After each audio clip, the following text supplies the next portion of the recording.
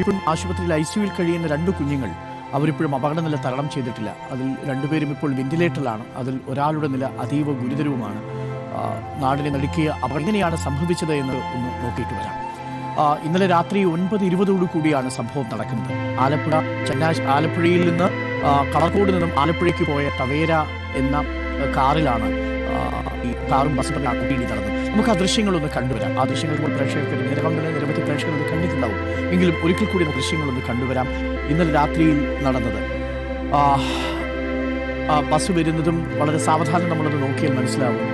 Bus നിൽക്കുന്നത് ഇവിടെയാണ്. Bus വന്നുകൊണ്ടിരിക്കുന്ന സമയത്ത് ഇവിടെ നിന്ന് വരുന്ന ടവേര ലെഫ്റ്റ് കീപ്പ് ചെയ്ത് പോകേണ്ടതിന് പകരം മഴ പെയ്ത് കിടക്കുന്ന ആലപ്പുഴ റോഡിൽ കളർകോട് റോഡിൽ എത്തുന്ന സമയത്ത് പാളി ബസ്സിന് മുന്നിലേക്ക് ഇടിക്കുന്നത് കാണാൻ സാധിക്കും. വലതുവശത്തേക്ക് പാളിയിട്ടാണ് ബസ്സിലേക്ക് പോയിരിക്കുന്ന ദൃശ്യം പ്രേക്ഷകർക്ക് കാണാൻ കഴിയുന്നത്. ഒരിക്കൽ കൂടി ആ ദൃശ്യങ്ങൾ കാണാം. ഇതാണ് റോഡ്. നല്ല മഴ പെയ്ത് കിടക്കുന്നു. സമയം രാത്രി 9:20.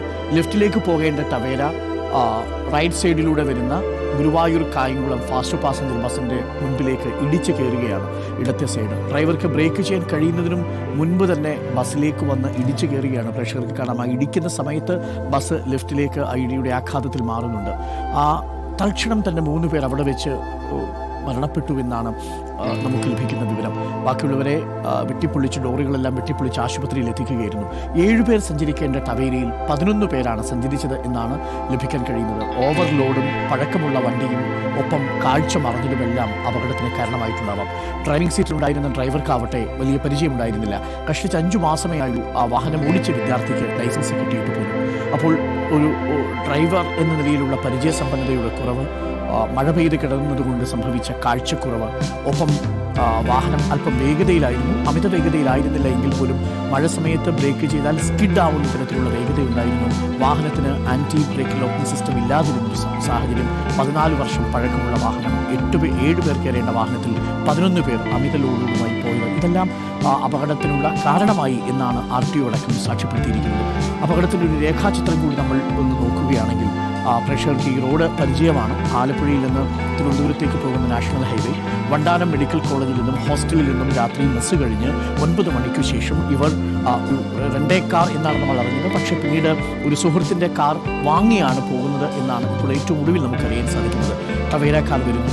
സമയം 9:20. 9:30 ആലപ്പുഴയിൽ സെക്കൻഡ് ഷോ തുടങ്ങുന്ന സമയം. അപ്പോൾ ആ സെക്കൻഡ് ഷോയ്ക്ക് പോകാൻ വേണ്ടിയിട്ടാണ് ഹോസ്റ്റലിൽ നിന്ന് ഈ 11 വിദ്യാർത്ഥികളും ഈ വാഹനത്തിൽ കയറുന്നത്. അതിൽ 10 വിദ്യാർത്ഥികളാണ് ആദ്യം ഉണ്ടായിരുന്നത്. മറ്റൊരു വിദ്യാർത്ഥി അവിടെ നിൽക്കുകയായിരുന്നു. അയാളെ കൂടി വിളിച്ച് കയറ്റിയിട്ടാണ് വാഹനം പുറപ്പെടുന്നത്. അങ്ങനെ വാഹനം അത്യാവശ്യം നല്ല വേഗത്തിലായിരിക്കും. ഒരുപക്ഷെ 45-60 കിലോമീറ്റർ വേഗതയിലായിരിക്കാം വാഹനം വന്നിട്ടുണ്ടാവുക. നമുക്കത് നിശ്ചയമില്ല. ആ വാഹനം വരുന്നു. വാഹനം ഇടതുവശം കീപ്പ് ചെയ്ത് വരുന്ന വാഹനം കളർകോട് ജംഗ്ഷനിലേക്ക് എത്തുന്ന സമയത്താണ് മറ്റൊരു ദിശയിലേക്ക് മാറിപ്പോകുന്നത്. ഇതാണ് നമ്മൾ നേരത്തെ കണ്ട ദൃശ്യമെന്ന് പറയുന്നത്. ഇനി എന്താണ് സംഭവിച്ചത് എന്നുകൂടി നമുക്കൊന്ന് നോക്കാം. കളർകോട്ടേക്ക് എത്തുന്ന സമയത്ത് വാഹനം ഇടത് ചേർന്ന് പോകേണ്ടതിന് പകരം നല്ല മഴ പെയ്ത് ഒരു ജലപാളി രൂപപ്പെട്ടിട്ടുണ്ട്. നമ്മൾ സാധാരണ ഈ ടയറിനും റോഡിനും ഇടയിൽ ഒരു ജലപാളി മഴ പെയ്താൽ രൂപപ്പെടും. അതിലേക്ക് കയറിയാൽ വാഹനം ഓട്ടോമാറ്റിക്കായിട്ട് സ്കിഡ് ചെയ്യാനുള്ള സാധ്യതയുണ്ട്. ഈ വാഹനം ആ വേഗതയിൽ വന്നതുകൊണ്ട് പെട്ടെന്ന് ഓപ്പോസിറ്റ് ബസ് വരുന്ന ആ ലൈറ്റ് അടിക്കുമ്പോൾ സ്വാഭാവികമായും പരിഭ്രാന്തിയോടുകൂടി ബ്രേക്ക് ചെയ്തിട്ടുണ്ടാവാം ഈ ഡ്രൈവർ. ഇടത്തേക്ക് ഓടിക്കേണ്ടതിന് പകരം വാഹനം ബ്രേക്ക് ചെയ്ത ഉടൻ തന്നെ വണ്ടി സ്കിഡ് ചെയ്യുന്നു. സ്കിഡ് ചെയ്ത ഉടൻ തന്നെ വീണ്ടും അതിൽ നിന്ന് രക്ഷപ്പെടാൻ വേണ്ടി വീണ്ടും വലത്തോട്ട് ഒടിച്ചു എന്നാണ് നമ്മൾ മനസ്സിലാക്കുന്നത്. ഇടതോരം ചേരേണ്ട വാഹനം വലതുവശത്തേക്ക് ചാഞ്ഞിടിക്കുകയും എല്ലാ ആഘാതവും ഈ വാഹനത്തിൽ തന്നെ ഏൽക്കുകയും ചെയ്തു. ഒന്ന്, വാഹനം വരുന്ന വേഗത. ആ വേഗതയിൽ തന്നെ ആൻറ്റി ബ്രേക്കിംഗ് സിസ്റ്റം ഇല്ലാത്തതുകൊണ്ട് ബ്രേക്ക് ലോക്കാവുന്ന, ടയർ ലോക്കാവുന്ന ഒരു സാഹചര്യം ഉണ്ടാകുന്നു. ഈ ബസ്സിലേക്ക് ഇടിച്ചു കയറുന്നത് മുൻഭാഗമല്ല. മുൻപ് ഭാഗമാണെങ്കിൽ ഒരു കൊളീഷൻ ഉണ്ടായി വാഹനം പിന്നിലേക്ക് നീങ്ങാനുള്ള സാധ്യതയുണ്ട്. പക്ഷെ അതുപോലും ഉണ്ടായില്ല. സൈഡ് തിരിഞ്ഞിടിക്കുന്നത് കൊണ്ട് ആഘാതം പൂർണ്ണമായും ഈ ടവേരയിൽ തന്നെ ആയിരുന്നു ഉണ്ടായിരുന്നത്. അതുകൊണ്ടാണ് ഇത്രയും അധികം മരണം സംഭവിക്കുന്നത്. സാധാരണ കളർകോട് ഈ ഭാഗത്ത് വലിയ അപകടമുണ്ടാകുന്നൊരു സ്ഥലവുമല്ല, അത്ര വേഗതയിൽ വാഹനങ്ങൾ സഞ്ചരിക്കുന്നൊരു ഇടവുമല്ല. പക്ഷേ എന്നിട്ടും വിധി ഈ 5 വിദ്യാർത്ഥികളെയും കാത്തിരുന്നത് വലിയ അപകടമാണ്. ഈ രീതിയിലാണ് അപകടം നടന്നിരിക്കുന്നത് എന്നാണ് നമുക്ക് മനസ്സിലാക്കാൻ സാധിക്കുന്നത്. എന്തായാലും ഇടതോരം ചേർന്ന് പോകേണ്ട ഒരു വാഹനം വലതോരം മാറി സ്കിഡ് ചെയ്ത് ഈ KSRTC ഫാസ്റ്റ് പാസഞ്ചറിൽ വന്ന് ഇടിക്കുകയായിരുന്നു എന്നാണ് നമുക്ക് ലഭിക്കുന്ന വിവരം. എന്തായാലും ആ കുടുംബത്തിൻ്റെ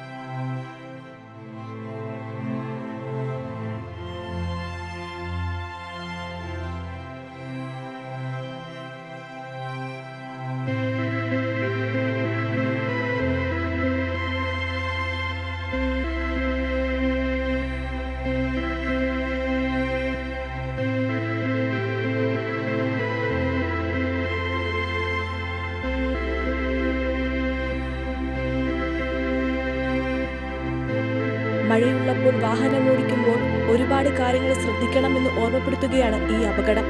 ഇനി നിരത്തിൽ ജീവൻ പൊലിയരുത്. മഴക്കാലത്ത് വണ്ടിയോടിക്കുന്നവർ അറിയണം എന്താണ് ഹൈഡ്രോപ്ലെയിനിംഗ് പ്രതിഭാസമെന്ന്. സംസ്ഥാനത്തുടനീളം കനത്ത മഴ തുടരുകയാണ്. മഴക്കാലമായതിനാൽ വാഹനങ്ങൾ ഓടിക്കുന്നവരും ഏറെ ശ്രദ്ധിക്കേണ്ടതുണ്ട്. നനവുള്ള റോഡിലൂടെയുള്ള അശ്രദ്ധമായ ഡ്രൈവിംഗ് ഡ്രൈവറുടെയും നിരത്തിലെ മറ്റുള്ളവരുടെയും ജീവന് ഭീഷണിയാണ്. മഴക്കാലത്ത് വാഹനത്തിന്റെ ബ്രേക്ക് നഷ്ടപ്പെടാനും തെന്നിമാറാനുമുള്ള സാധ്യതയുമുണ്ട്.